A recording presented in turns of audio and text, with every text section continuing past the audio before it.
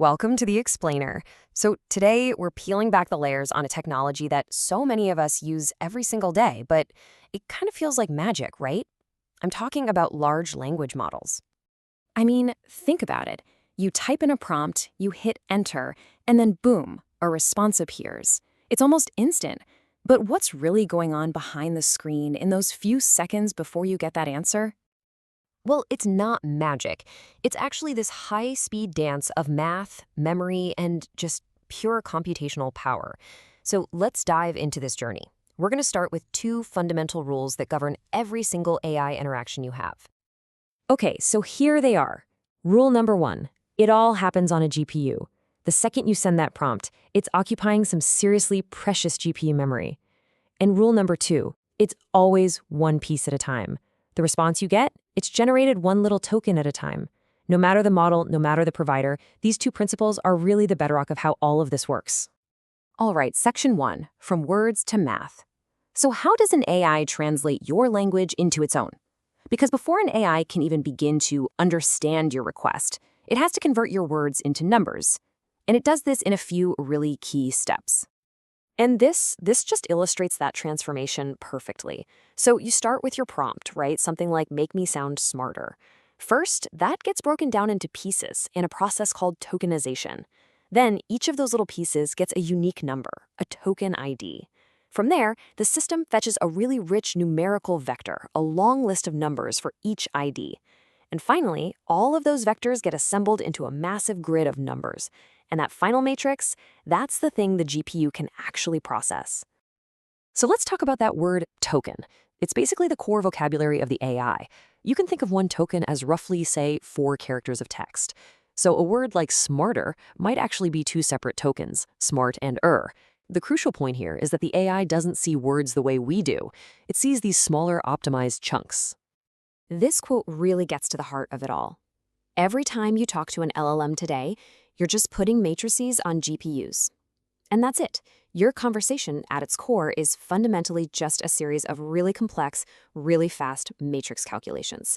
It feels like you're just chatting, but you're actually kicking off a very serious computing job. Okay, so now what? Your prompt is a matrix on a GPU. Now the AI has to actually do something with it. And that process happens in 2 very distinct phases. First, understanding, and then responding. So on one side, you've got prefill. You can think of this as the understanding phase. The AI processes your entire prompt all at once to really grasp the context. This is why it can sometimes feel a bit slow if you feed it a really long document. It's doing a lot of work up front. Then, once it's got the context, it switches to the decode phase. This is the responding part. And here, it's generating the answer one token at a time, which is actually much faster per token. But wait, how does it remember what you just said? How does it hold a conversation? Well, that's where something called the KV cache comes in. This is, for all intents and purposes, the AI's short-term memory.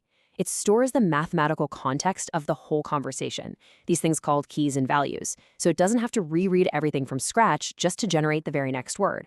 This little trick is what makes the conversation feel coherent. And the complexity just keeps stacking up. A model like LLaMA 3, for example, has 32 of what are called attention heads. This means it's creating 32 separate sets of these KV cache matrices for every single part of the conversation. You can almost think of it as having 32 mini brains, all looking at your prompt from slightly different angles. As you can imagine, this adds an immense layer of complexity, especially when you're not the only one talking to the AI at that moment. And that brings us to the next big problem, maybe the biggest challenge in running these services at scale. The GPU traffic jam. What in the world happens when thousands of users are all making requests at the exact same time? Well, the old way of doing things was, let's just say, a total traffic pileup. Basically, all the incoming user prompts would just get batched together. The problem? The entire batch had to wait for this single longest prompt to finish its pre-fill stage. So imagine this. You ask a short, simple question, but you're stuck in line behind someone who just uploaded a 10-page document for the AI to summarize. You're just sitting there, waiting. It created a terrible user experience. The solution is something called in-flight batching, and it's really clever. Modern systems can now actually interrupt that long pre-fill stage to quickly process other requests. It lets the shorter prompts essentially jump the queue, getting answers back to everyone way, way faster. This kind of smart engineering dramatically improves the efficiency and the throughput of the whole system. So let's talk about the real cost of AI, because all of this computation, all this memory management, it all boils down to why memory is everything. This whole process directly translates into the real-world cost and performance of these AI services. Take a look at this. On a typical 80 GB GPU, the model itself, its weights, which are kind of like its long-term knowledge, takes up a fixed chunk of space, say about 16 gigs. That means the entire rest of the memory, that massive 80% slice, is all that's left to handle every single user's request and their KV cache.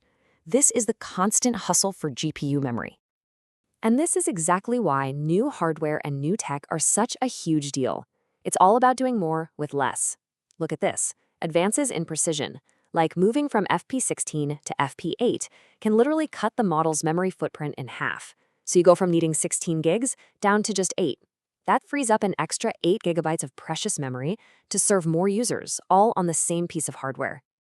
And this dynamic really explains why bigger, more powerful models are so much more expensive to run.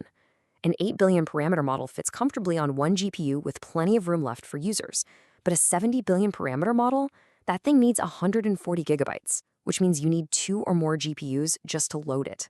And that leaves less available memory per GPU for users.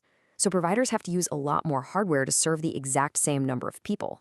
So the next time you type a prompt and get a nearly instant answer, you'll have a whole new appreciation for what's happening. Behind every single one of those answers is an incredible battle for memory and speed.